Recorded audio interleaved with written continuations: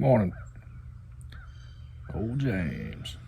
So, as some of y'all know, I had a little trouble out on the lake last week, which caused me to have a short fishing day, which is just completely out of the question. But it happened. So I've been doing a little bit of work on the boat, trying to figure out why this trolling motor quit. And I'm not sure if I'm right or not. We're getting ready to find out, but I went and picked up one of these switches. This is a rotary switch for a MinnKota Edge, and I think honestly they put this same switch on all of the edges, I believe, whether it's 12 or 24. Don't quote me on that, but if you go to MinnKota's website, you'll see a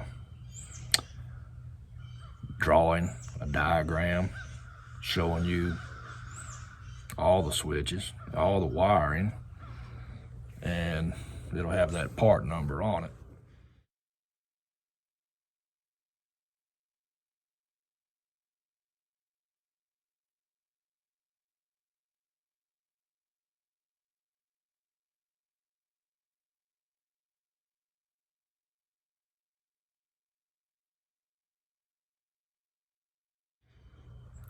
Picked this up from a place in Longview, Texas yesterday called Sonar, East Texas Sonar, I think it was called. Longview's about an hour drive from Shreveport, and rather than order this thing off of Amazon, which I could have done, I decided to drive over there and pick it up. So anyway, that thing, I got the dial removed.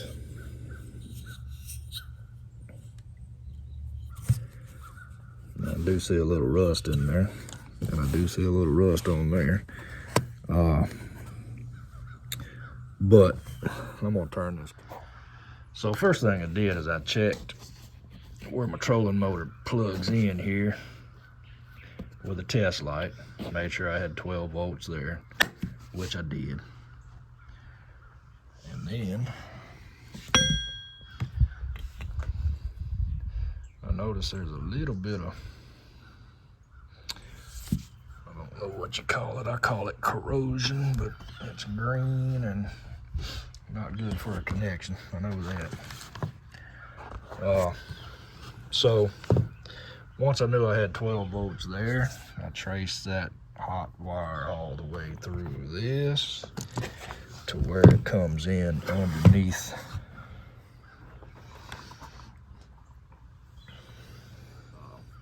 before you, if you ever do any electrical work, make sure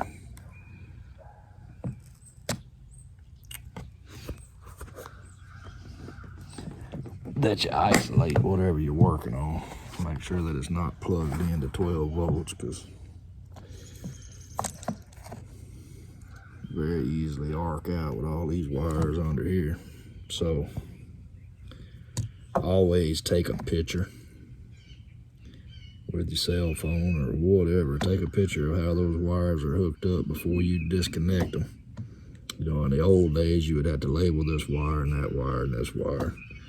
Nowadays, take a picture, make sure you put it back like it was.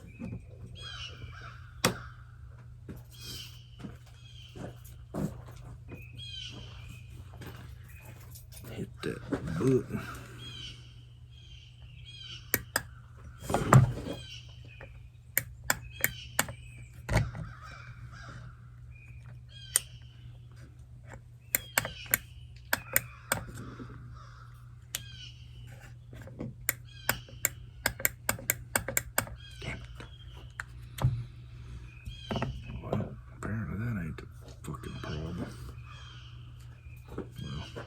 Still could be just turn it on. Let's try it. You hear that noise? That's a damn good noise to hear. So let's see if the selector switch.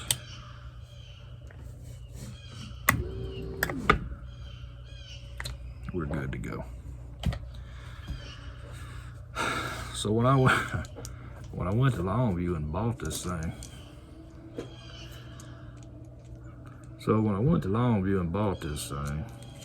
after, you know, testing the wires and jumping and doing all the silly stuff that you do when you're trying to figure something out that you don't know nothing about, the guy up there told me that there was a 10% chance that this was the problem. But for 18 bucks, I took a chance, and apparently it was a good chance because we are back in business. I'm gonna put this back together and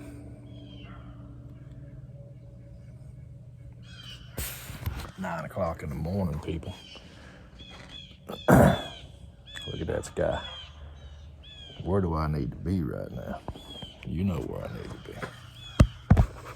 Put that switch on. Everything seems to be working the way it's supposed to. And while I was in there, I mentioned this in my video too, and I got to looking at that circuit breaker that's hooked up to this trolling motor, and it's a 50 amp breaker. And I personally think that's just a little bit too big for this little trolling motor. It's only a 12 volt motor. And by the time this thing starts pulling 50 amps, something's gonna be burnt up. That's just my opinion. But I picked up a 40 amp breaker while I was getting this stuff. And I'm gonna take that 50 amp out and I'm gonna put this 40 amp in. And hopefully, I'll be back on the water. Appreciate y'all watching. Robert, send me an email, buddy. If I don't get an email in the next week, I think I posted that video. The hell was yesterday? It was Wednesday. So I'm gonna let it run for a week. But if I don't get an email from Mr. Robert Tuck in 1 week, then we'll do that drawing again and give somebody else an opportunity. Appreciate y'all watching.